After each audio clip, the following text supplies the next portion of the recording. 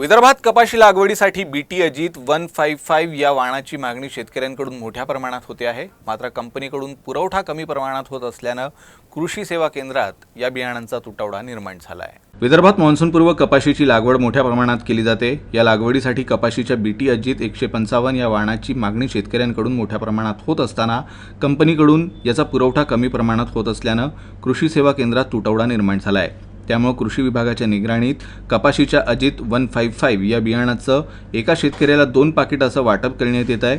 त्यामुळे या कपाशीच्या बियाणाचा तुटवडा मार्केटमध्ये निर्माण झाला आहे। या कंपनीकडे 2.5 लाखांवर पाकिटांची मागणी नोंदवण्यात आल्यानंतर अमरावती जिल्ह्यासाठी फक्त 65,000 पाकिटांचं कंपनीकडून नियोजन करण्यात आलं आहे। त्यामुळे या बियाण्याचा पुरवठा कमी होत असताना शेतकऱ्यांनी याची मागणी मोठ्या प्रमाणात केल्यामुळे तुटवडा भासतोय। कपाशीच्या बीटी बियाणांच्या पाकिटाची MRP 867 रुपये असताना ग्रामीण भागात 900 ते 1200 रुपयांप्रमाणे विक्री होत असल्याची माहिती शेतकऱ्यांनी दिली आहे।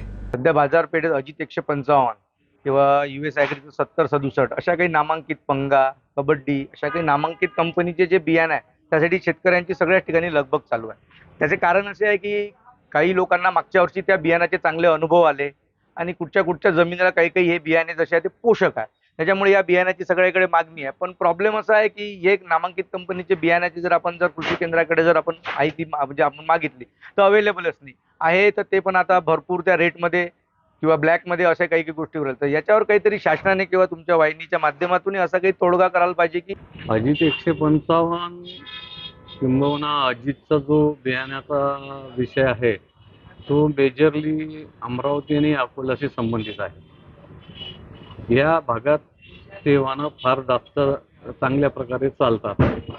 प्रत्यक्ष मागणीच्या पेक्षा पुरवठा हा जो आहे तो आहे 35 ते 40%।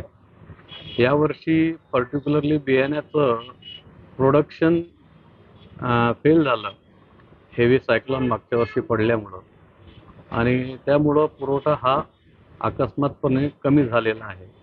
आणि त्या अनुषंगाने जो काही बियाणं पुरवठा आहे तो जसाही मार्केटला येतो तो शेतकऱ्यांना विक्री होतो। शासनाने परिपत्रक काढलं, त्या परिपत्रकाप्रमाणे एका शेतकऱ्याला 2 बॅग आम्ही पुरवत असतो।